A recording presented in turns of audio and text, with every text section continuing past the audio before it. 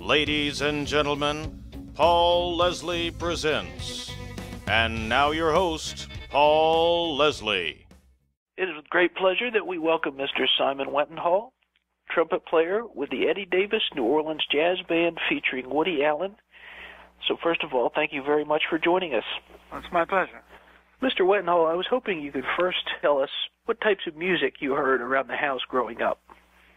That's easy. It was mostly classical music. My mother was a very good piano player, and my sisters both played piano, and one of them was also a violin player, and the other one played piano and sang. So there was a lot of music going on around the house, and it was mostly classical. I was the renegade. And where did you grow up? I grew up in Melbourne, in Australia. I was reading that you began music studies on the piano. That's correct, yeah. What was it about the piano that drew you? Well, I didn't choose it, really. It was chosen for me. We had a piano around the house. It was pretty much part of the plan that you would study some piano, you know, as an introduction to whatever else came later. And how did you find the trumpet?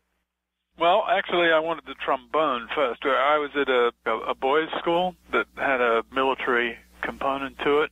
We called it cadets. Rather than be a gun-toting cadet, I was more interested in the band, and you had to apply to get into the band and indicate what instrument you wanted. I indicated that I wanted trombone, so there weren't any available, so I got a cornet. Very interesting. At what point did you decide that you were going to make music a professional career? Well, it almost wasn't really a decision. It was like part necessity and part just like a natural evolution, because I actually was at art school. But while I was at art school, I was playing all the time.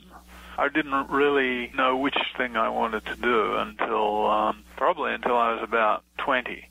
And I decided that I had to pick one thing, otherwise I was going to just be in a state of confusion for the rest of my life. As far as trumpet players, is there one in particular that is somewhat of a greater influence than the others? At various times there have been, but at this point there are so many trumpet players that I think are truly great, that cuts across all styles of music, really, and all periods of music.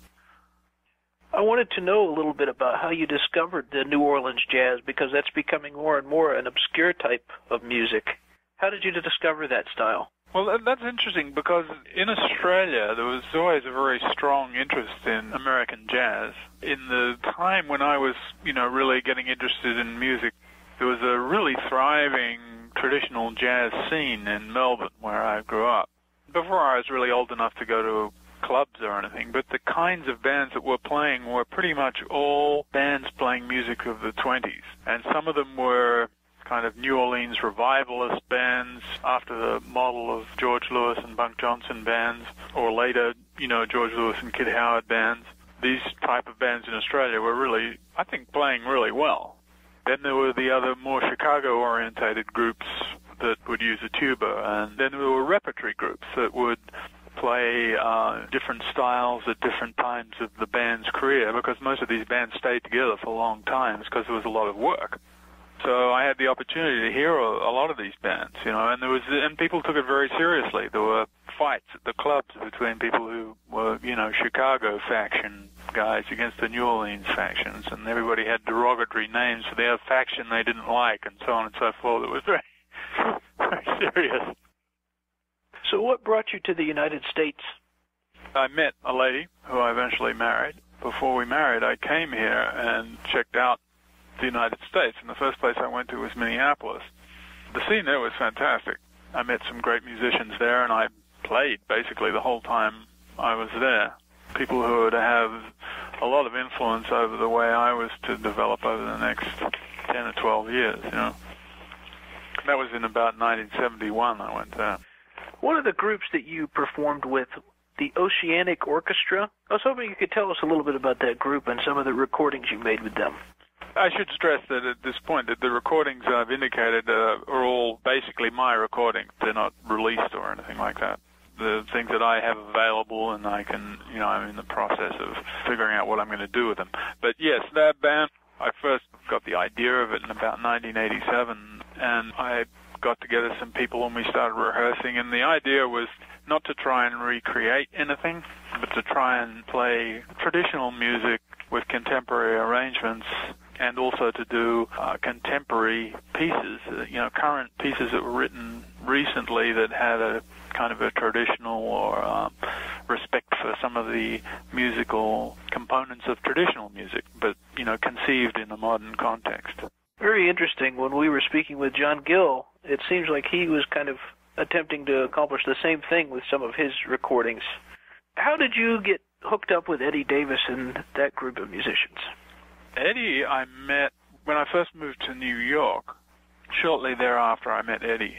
I'd heard him recommended very highly, and I actually hired Eddy for some gigs that I had, and we had great fun, and so we always stayed in touch after that, and every now and then he'd call me for a gig, and I'd call him for a gig, and we just always enjoyed each other's playing tremendously, I think. You've played with a great number of groups. Is there a group that you are particularly proud of?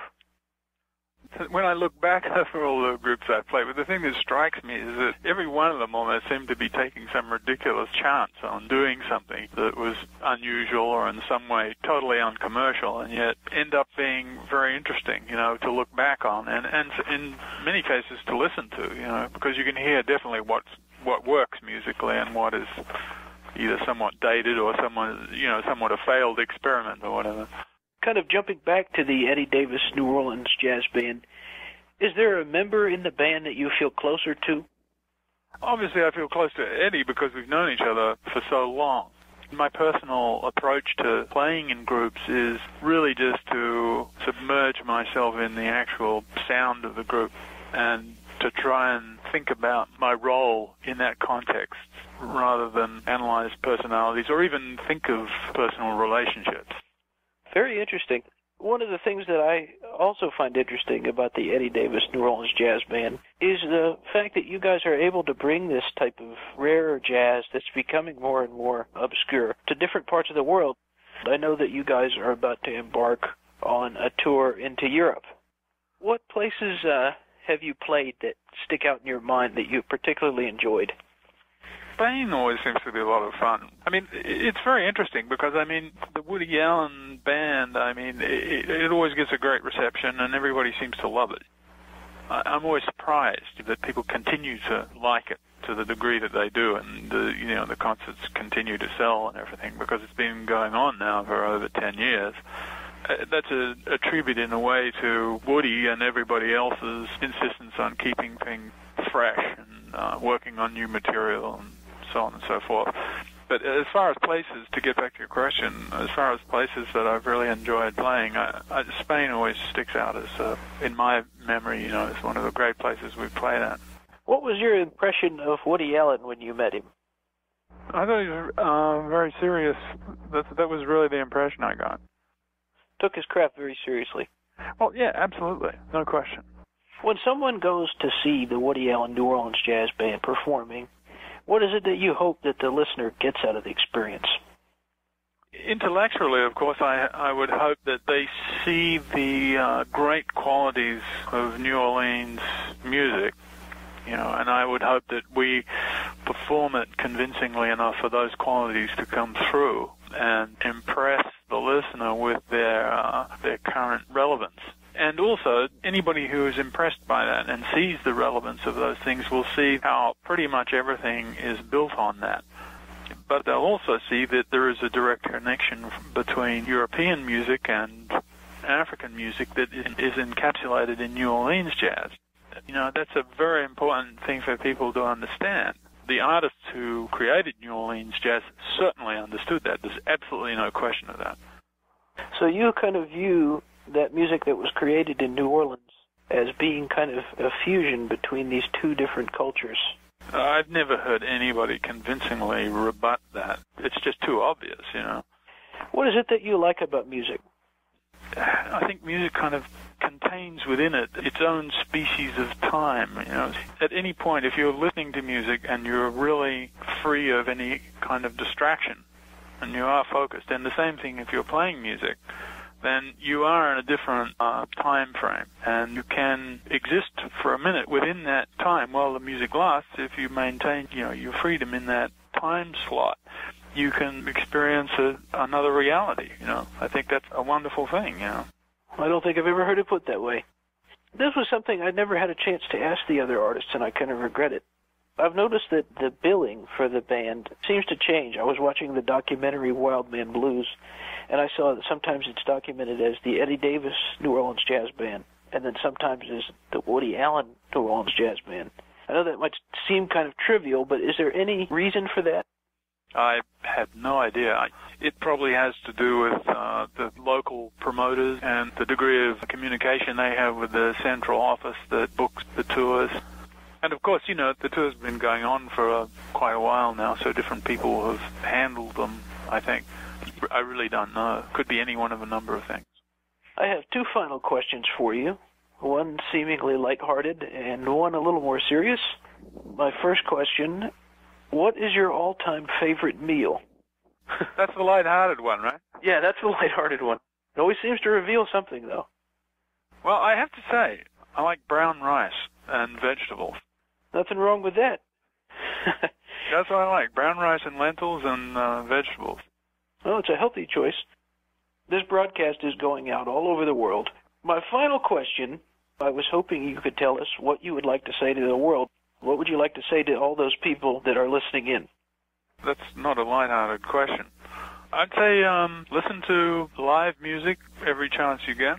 If you don't have the opportunity to listen to live music, listen to recorded music. And if you don't have the opportunity to do that, sing. Very good, and create your own. Well, Mr. Wettenhall, I thank you very much for this interview. I appreciate you taking the time to speak with me. It was my pleasure.